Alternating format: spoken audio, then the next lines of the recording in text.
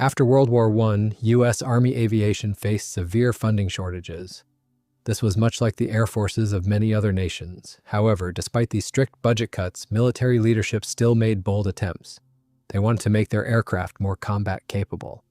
World War I marked the true debut of strategic bombing. German forces flew massive Zeppelin airships and Gotha bombers on these missions. Meanwhile, the Allies countered with heavy bombers like the Ilya Muromets and the Handley Page O-400. Giant multi-engine aircraft were not unique to any single nation during the war. Germany had already built its own family of truly massive bombers, known collectively as Riesenflugzeug, or giant aircraft.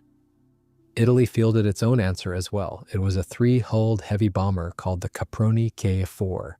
These wartime giants proved something important. They showed that enormous multi-engine airplanes could actually get off the ground and carry meaningful loads over real distances. Military planners on every side took careful notice. After the war, the fascination with these massive aircraft did not fade. In fact, it only grew stronger.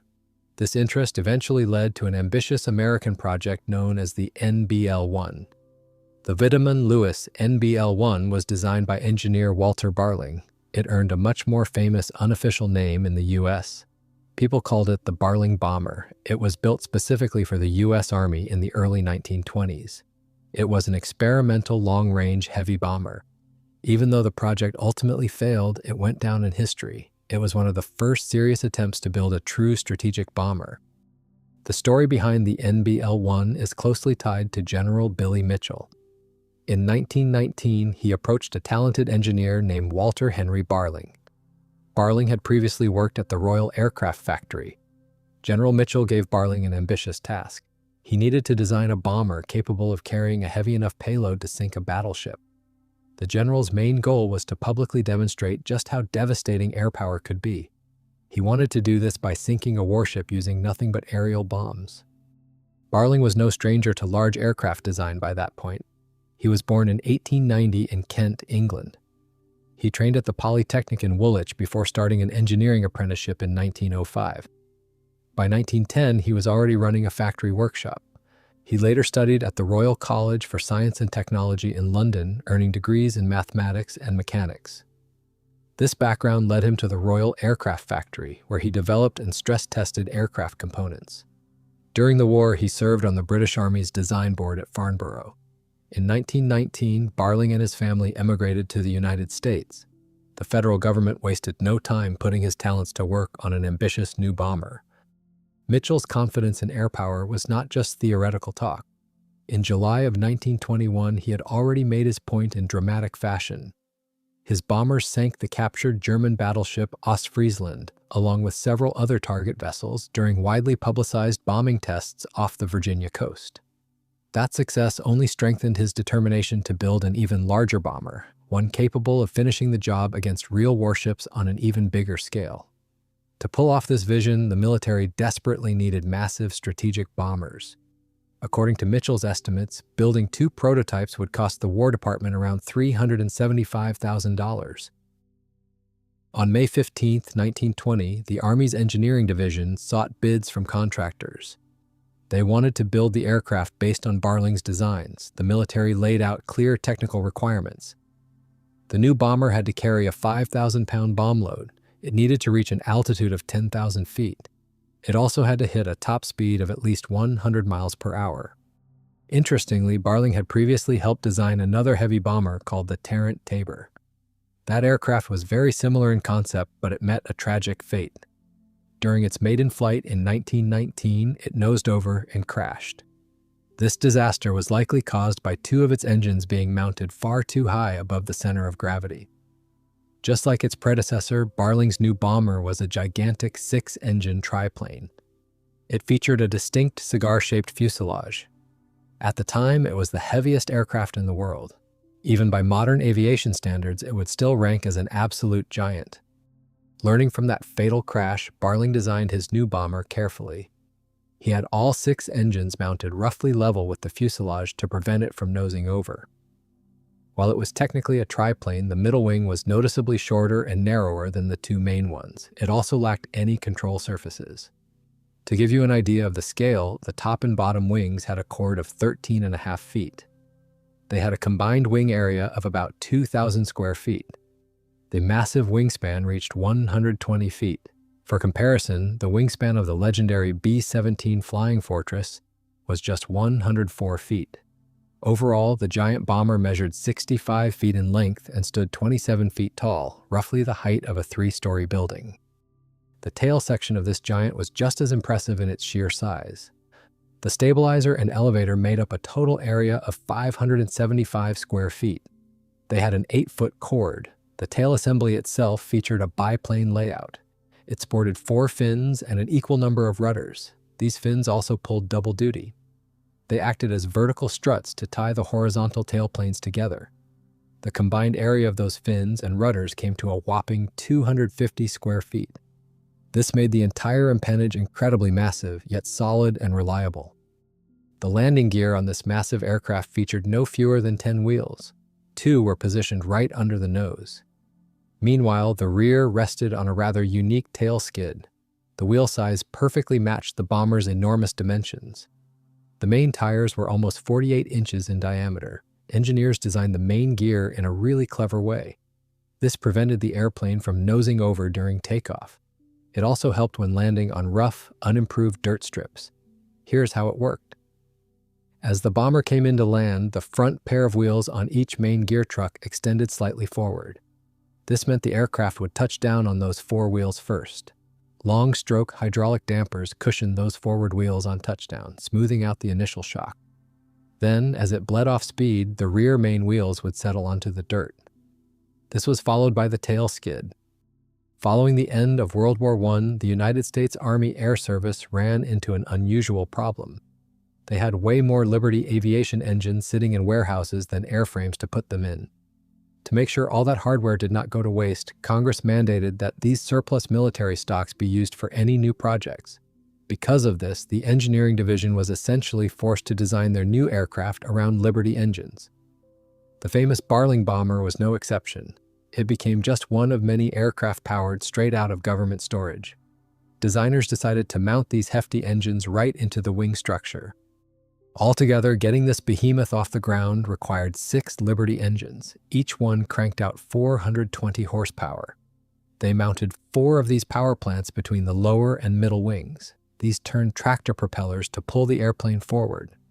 But that still was not enough, so the engineers added 2 more engines in a pusher configuration. The clever part was the layout. The inboard nacelles housed paired engines mounted back to back. This way, the front engine drove the forward-facing tractor prop.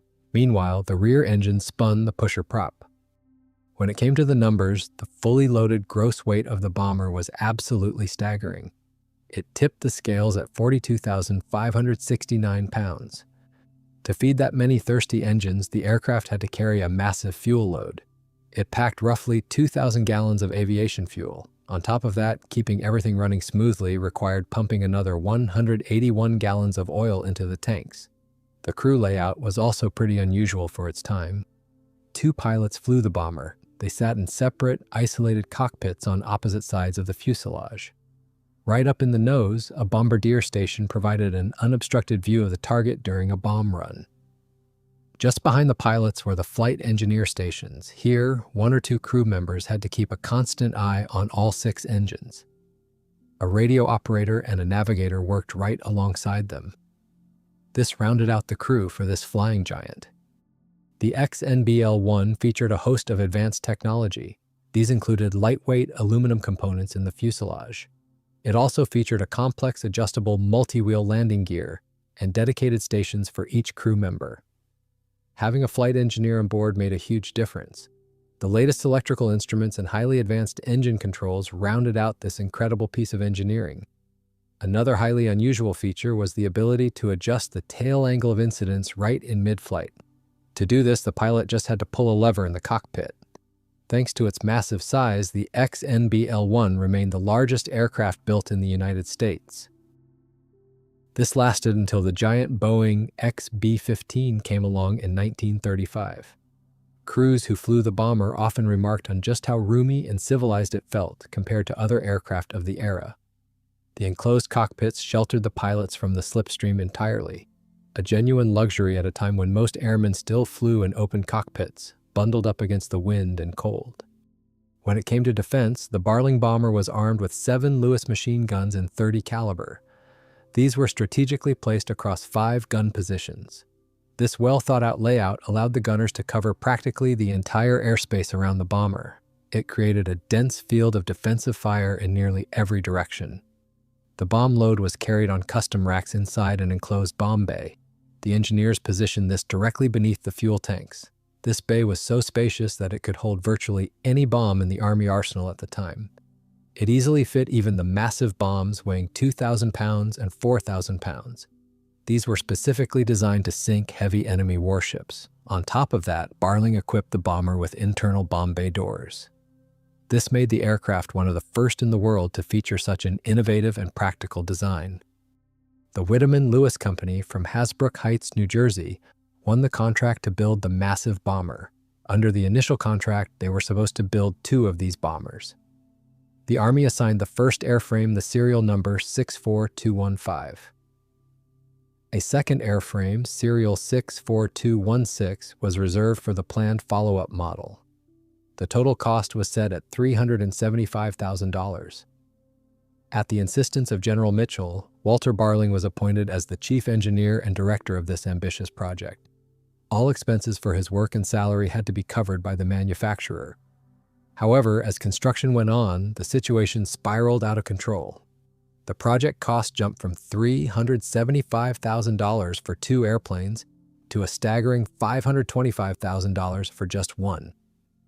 As a result, the military contract was cut from 2 aircraft down to 1.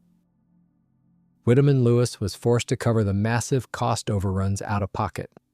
This led to their bankruptcy just a few months after delivering the finished airplane to Ohio. Funding for the planned follow-up model, the XNBL-2, was never approved. Because of this, the completed XNBL-1 remained the only aircraft of its incredible scale in American aviation history for many years.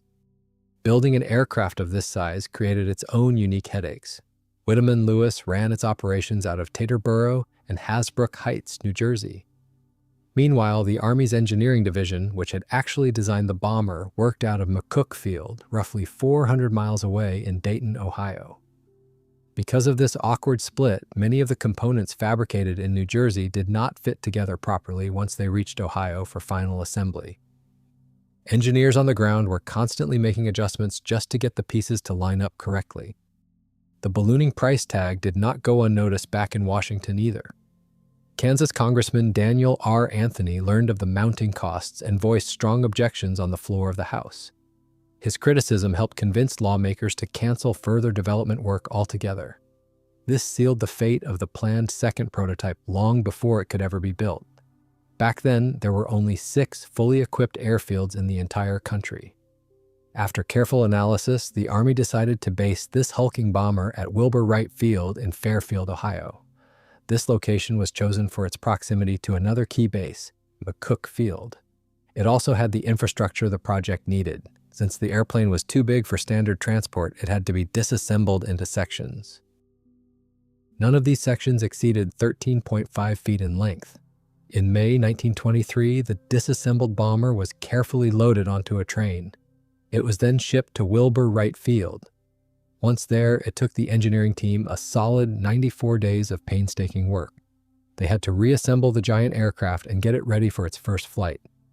On August 22, 1923, the aircraft known as the Barling bomber made its maiden flight. At the controls for this historic flight were Lieutenants Harold Ross Harris and Muir Stephen Fairchild. By the way, Fairchild would later become Vice Chief of Staff of the United States Air Force.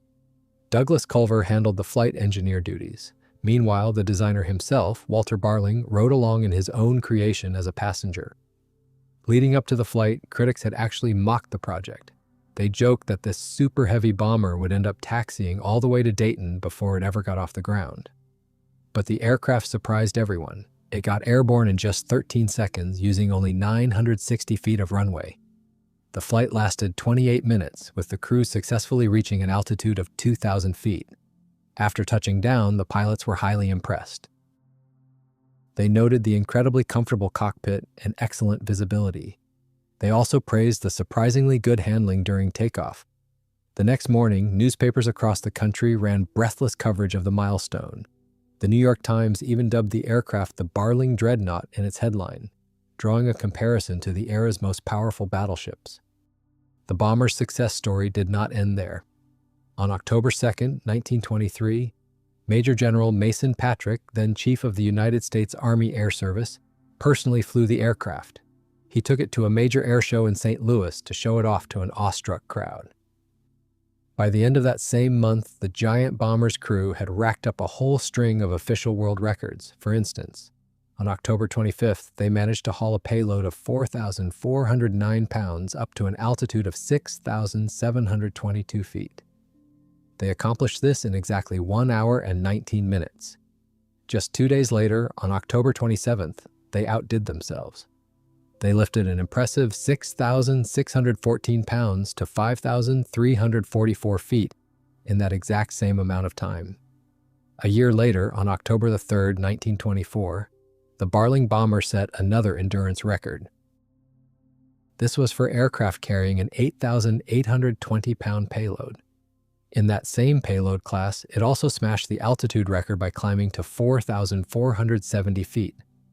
Beyond that one appearance in St. Louis, Harrison Fairchild flew the giant bomber to several other Midwestern air shows over the following 2 years. This included a return appearance at the International Air Meet in 1924, where the aircraft once again drew enormous crowds wherever it landed. However, despite all these high-profile records and its theoretical ability to carry a 5,000-pound bomb load, a glaring issue quickly became apparent.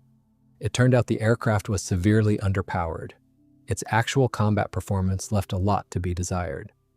The Achilles heel of the XNBL-1 bomber was its power plant, which consisted of 6 Liberty engines. The real problem came down to its incredibly complex design. The aircraft featured 3 sets of wings along with an absolute forest of struts and bracing wires. All of this created so much drag that the 6 Liberty engines could barely pull it through the air. Their combined horsepower just was not enough for an aircraft of that massive size and weight. As a result, the bomber suffered from a dismal top speed, limited range, and poor endurance. Just think about it. A fully loaded XNBL-1 had a range of only about 170 miles, and its top speed barely reached 96 miles per hour. For comparison, the much smaller Martin NBS-1 bomber could cover around 450 miles and haul a 2,000-pound payload at that same speed. Engineers had originally hoped the bomber could reach a service ceiling of around 7,725 feet. In practice, fully loaded, it struggled to get anywhere close to that figure. The final nail in the coffin for this aviation giant came during a highly revealing incident. During a cross-country flight from Dayton to Washington, the Barling bomber was supposed to make a grand appearance at another air show. However, the aircraft simply could not climb high enough to clear the Appalachian Mountains. The crew had no choice but to turn around and return to base. Historical records show that this hulking aircraft was flight tested by at least 10 military and 3 civilian test pilots. For example, on October 2, 1923, the bomber made a successful non-stop flight from Dayton to St. Louis. That flight kept them in the air for 4 hours and 25 minutes. The giant bomber made its final flight on May 7, 1925, lifting off from McCook Field. While in service, the aircraft ran into a serious problem. During heavy rain, large amounts of water would pool on its massive wings. To protect the bomber from the elements, the military had to build a custom hangar that cost a staggering $700,000 at the time. This structure was erected in 1925 next to the Fairfield Air Depot. Critics of airpower development often mocked the project. They openly called it Mitchell's Folly after General Billy Mitchell, who had actively championed the aircraft's development. Not everyone was so quick to dismiss the giant, though. Some admirers preferred to call it the Magnificent Leviathan, a nod to its sheer scale rather than its shortcomings. Ultimately, in 1927, Air Service personnel dismantled the bomber, and its components were placed into storage at that same Fairfield depot. The story took an unexpected turn in 1929, when Major Henry Hap Arnold took over as the depot commander. After taking inventory, he pitched a proposal to Air Corps leadership. He proposed to salvage only the most critical parts of the unique aircraft and scrap the rest of the airframe. However, Congress was still keeping a close eye on the program given how much taxpayer money was already on the line. Because of this, the Major's request was denied. But Arnold wasn't ready to give up. He submitted a new request to destroy the aircraft.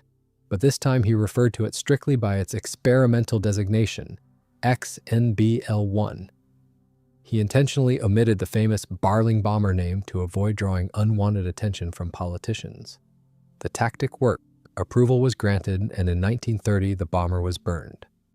Even though the Barling bomber was considered a complete failure at the time, it played a vital role in the evolution of heavy aircraft and the development of future strategic bombers.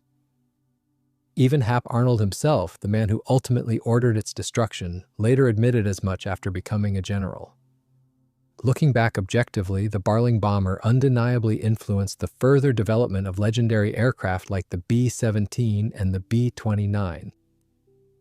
Walter Barling's career did not end with this single giant bomber. He went on to design several other aircraft, including the Barling NB-3 and the Barling B-6, and he even worked on an early helicopter design.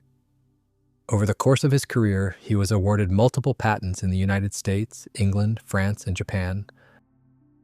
It was a testament to the breadth of his engineering talent, even after his most famous creation met such an inglorious end.